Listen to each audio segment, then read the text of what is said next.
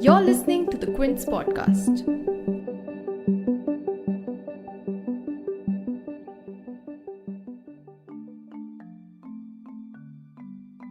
The minimum age of marriage has always been a contentious topic of debate in India. Currently, as we know, the legal minimum age stands at 18 for women and 21 for men. But since Prime Minister Narendra Modi announced on his Independence Day speech that the centre had set up a committee to review and reconsider the minimum age of marriage for women, it's brought back the same old questions as before. Should we or should we not reconsider raising the legal age of marriage for women? The Union Ministry for Women and Child Development's 10-member task force headed by former Samata Party President Jaya Jaitly is examining what kind of concerns there are with the current legal age, such as the correlation between early marriages and early motherhood, and matters pertaining to health risks for young mothers, issues of maternal mortality ratio or MMR, improving maternal and child nutrition levels, etc. But is raising the minimum age a cure-all for all those issues? Should India rethink the age of marriage in a bid to lower our alarming maternal mortality ratio? In this podcast, you'll hear from Poonam Mutreja, the Executive Director of Population Foundation of India, and Dhirendra Pratap Singh, the CEO of Milan Foundation, who's also a part of the Young Voices Working Group, a collaborative platform that aims to consolidate voices from the grassroots to advocate for young people's rights to voice, choice, and power.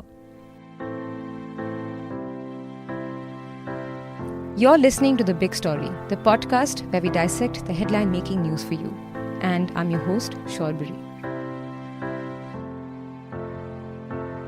Before we get to dissecting the several concerns and the pros and cons of this development, let's first talk about what is the thought behind this proposition. As I've already said, the minimum age of marriage for women has always been a very contentious topic grounded in patriarchal stereotypes that women mature earlier than men.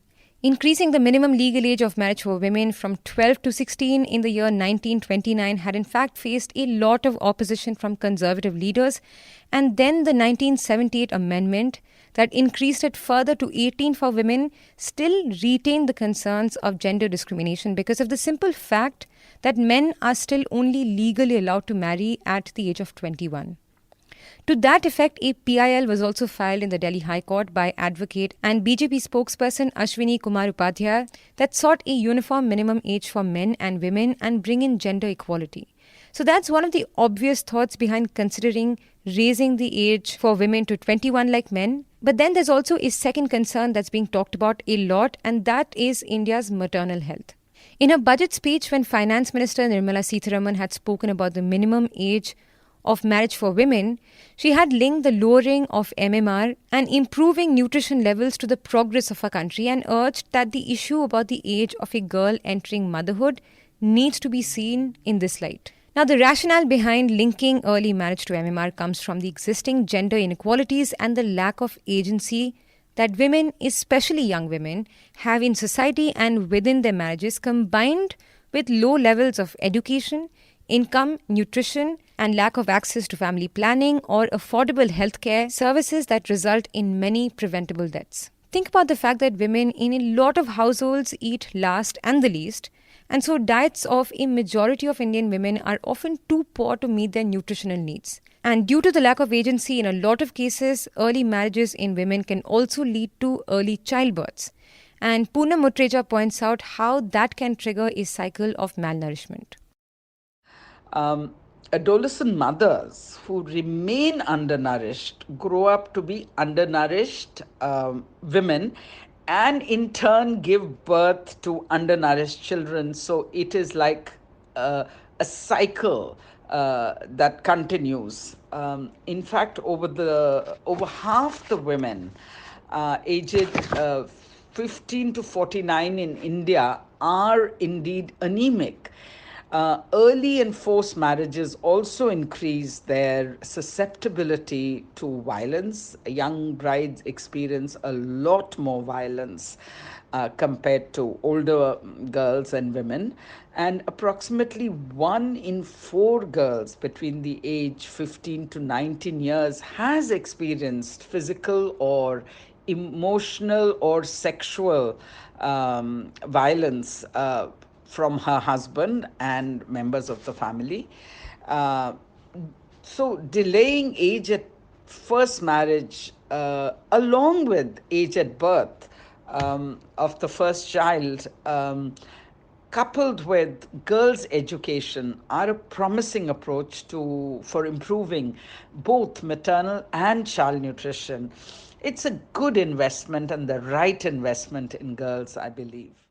Now, having acknowledged all these factors, the debate around this move mostly has to do with the fact that although it's a noble cause and seeks to help women pursue their aspirations instead of being stuck in an early marriage, does it look at the ground realities? Will changing the law and increasing the minimum legal age address all the problems that's holding back young women?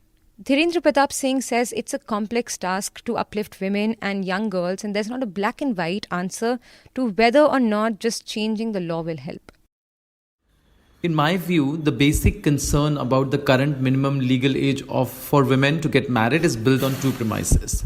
Number one is the right to equality, which believes that the current law discriminates between men and women, and both should have the same legal age of marriage. There is also a PIL filed in Delhi High Court around the same. And because the societal structures in our, are built on patriarchy, the discussion moves more inclined towards 21 years old. The second, which I think is a major concern, is that the word minimum is conceived as like the permission. So even when we have, even in 2020, we have 27% of child marriage in India, which happens before the age of 18. The percent of girls getting married between the age of 18 and 21 is more than 50%. There are even about 15 cash transfer schemes for girls to get married for 18. So what happens? Parents wait for the girls to get 18 so they can get the cash also to get them married, right? So there is a chicken and egg story there. I think on commenting on should we or should we not consider raising the age, I don't think there's a linear equation to it. I don't think there's a black and white answer to it. The question is, can we build enough support structures, the knowledge, the skill, the social environment for the girl to grow up as an adult? We want her to get married when she feels she's an adult. So the question is around agency and not that much around age. And speaking of ground realities, consider the fact that just increasing the legal age won't automatically encourage women to pursue education when there's still a need for quality education and access to education beyond just the elementary learning in rural areas. Also consider the fact that despite a law mandating a minimum age of marriage right now, or laws criminalizing sexual intercourse with a minor, child marriages still happen, as does sexual abuse of minors. And of course, these very laws that provide protection can also sometimes be used to take away young girls' autonomies as well. While pointing out the problems on ground, Ms. Mutreja says that increasing the age is not a sufficient condition to bring in a change. So, child marriages are prevalent in the country. According to NFHS, which is the National Health and Family Survey 4, which was done between 2015 and 16, came out between 2015 and 16, 1 in 4 women between the age of 20 and 24 years got married as children before they were their 18th birthday, which makes the country actually home to the largest number of child brides in the world. In fact, it works out to 1/3 of the global total of child marriages. So, under the protection of children from sexual offense, which is POSCO, which was enacted in 2012, all sexual activity below the age of 18 outside of marriage stands criminalized.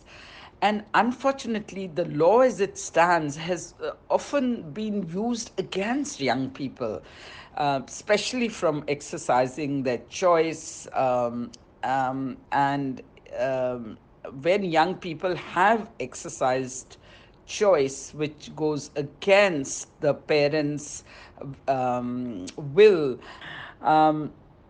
increasing the legal age of marriage for girls will actually only artificially expand the number of married persons underage.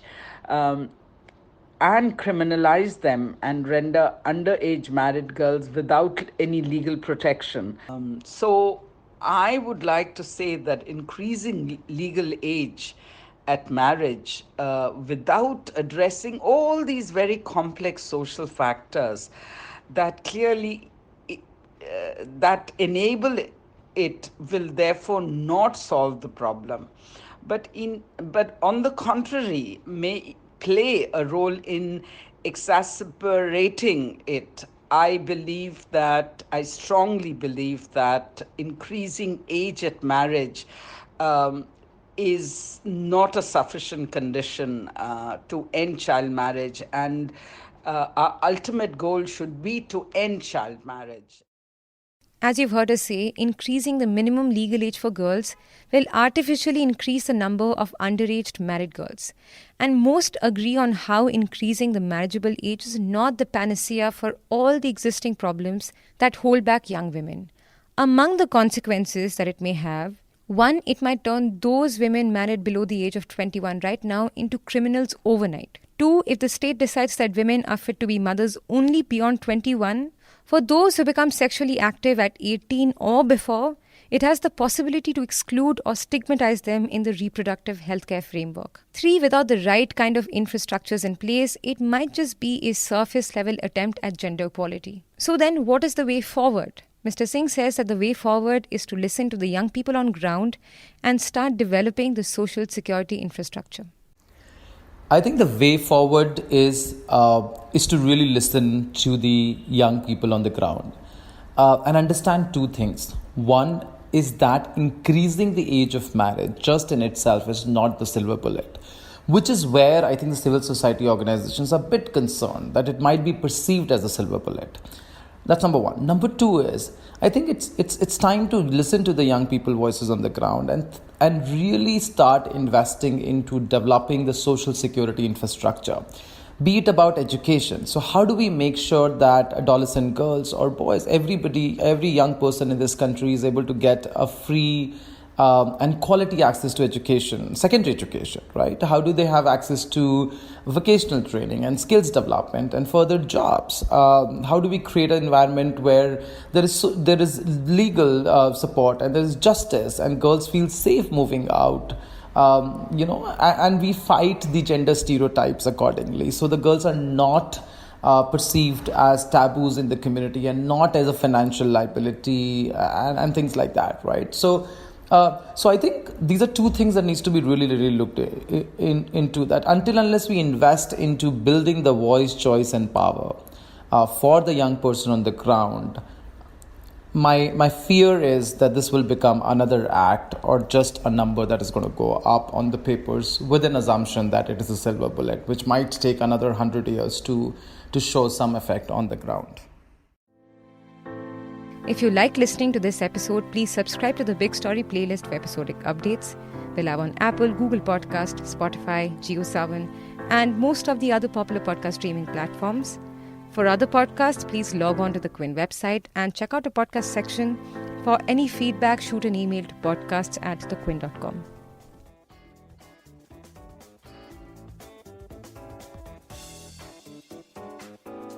Thanks for listening. Log on to the Quint's website and check out our other podcasts.